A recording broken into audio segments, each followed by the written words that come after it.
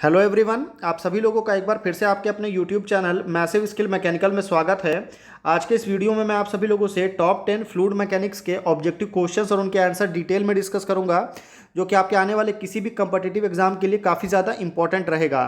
तो वीडियो को प्लीज़ पूरा एंड तक ज़रूर देखिए ताकि आपसे एक भी इंपॉर्टेंट क्वेश्चन मिस ना हो। तो पहला क्वेश्चन है हमारा कि the Bernoulli equation is based on the assumption that, Bernoulli equation का अजम्पशन क्या है? तो there is no loss of energy of the liquid flowing, यानी कि एनर्जी का कोई भी लॉस ऑफ एनर्जी नहीं होता है, बिल्कुल करेक्ट है। The velocity of a flow is uniform across any cross section of the pipe. Velocity है वो क्या रहती है, हमेशा यूनिफॉर्म रहती है। यूनिफॉर्म वेलोसिटी का डेफिनेशन क्या होता है? तो उसमें वेलोसिटी जो है वो आपका कांस्टेंट होती है। उसके बाद आता है no force except gravity acts on the fluid. ये भी सही है, उसमें ग्रेविटी के अलावा और कोई भी फोर्स काम नहीं करता है और उसमें फ्रिक्शन नहीं होता है। तो आपका तीनों करेक्ट है, मतलब all of the above, D आपका करेक्ट आंसर होगा।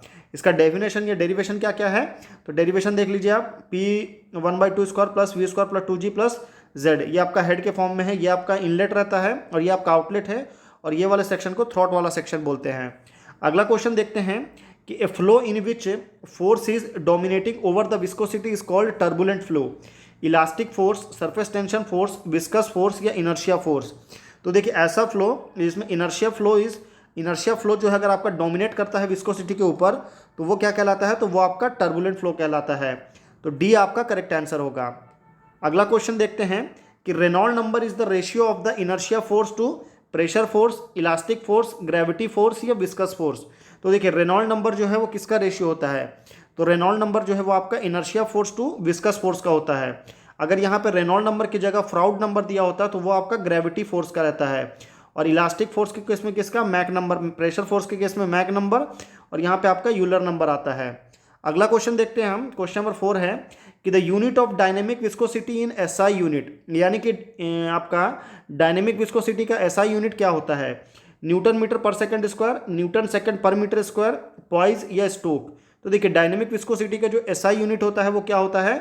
तो वो न्यूटन सेकंड पर मीटर स्क्वायर होता है। तो बी करेक्ट आंसर होगा। Bulk modulus of a fluid remain same as the pressure increase, decrease या इंक्रीज। तो देखिए बेसिकली आपका जो बल्क मॉडुलस होता है वो किस पे काम करता है? तो वो आपका प्रेशर के फॉर्म में काम करता है।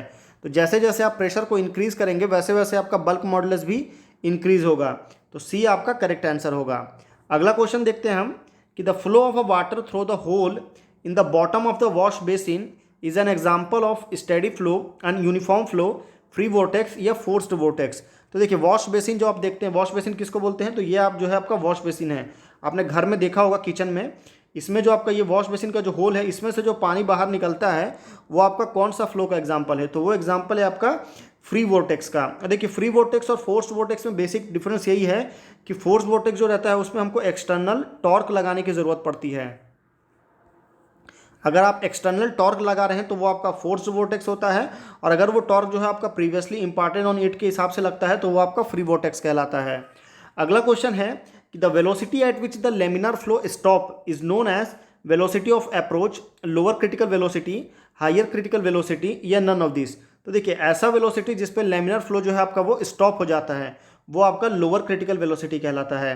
तो बी करेक्ट आंसर होगा। अगला क्वेश्चन है कि the shear stress strain graph for a Newtonian fluid, यानी कि किसी न्यूटोनियन फ्लूइड के लिए शियर स्ट्रेस स्ट्रेन ग्राफ जो है वो क्या होता है? स्ट्रेट लाइन होता है, पैराबोलिक कर्व होता है, हाइपरबोलिक कर्व होता है या इलेक्ट्रिकल होता है?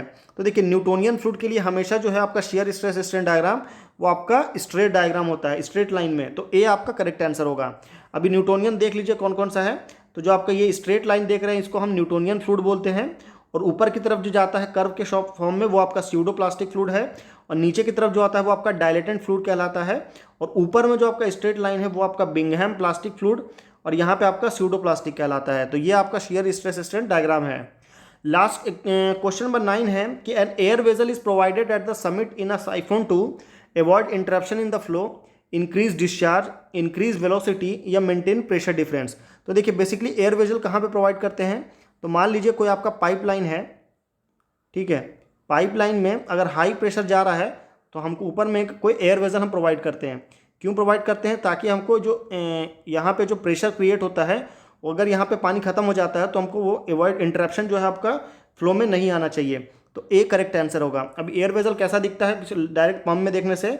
ये आपका एयर वेजल है, ये आपका एयर वेजल है, ये आपका कनेक्टिंग रॉड है, ये आपका पिस्टन अरेंजमेंट है।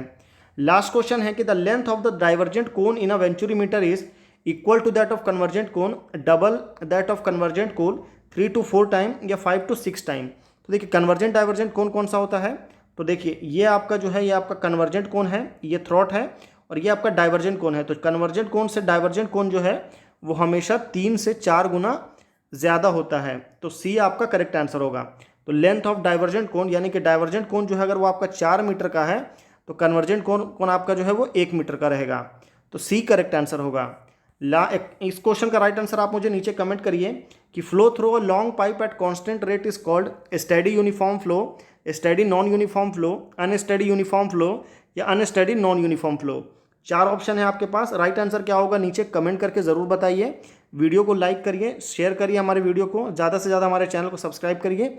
फिर मिलते हैं आपसे अगले वीडियो में। और अगर आपको इस वीडियो का फ्री में PDF चाहिए तो उसके लिए आप हमारे टेलीग्राम ग्रुप को ज़रूर ज्वाइन कर लीजिए। मिलते हैं अगले वीडियो में, तब तक के लिए थैंक यू।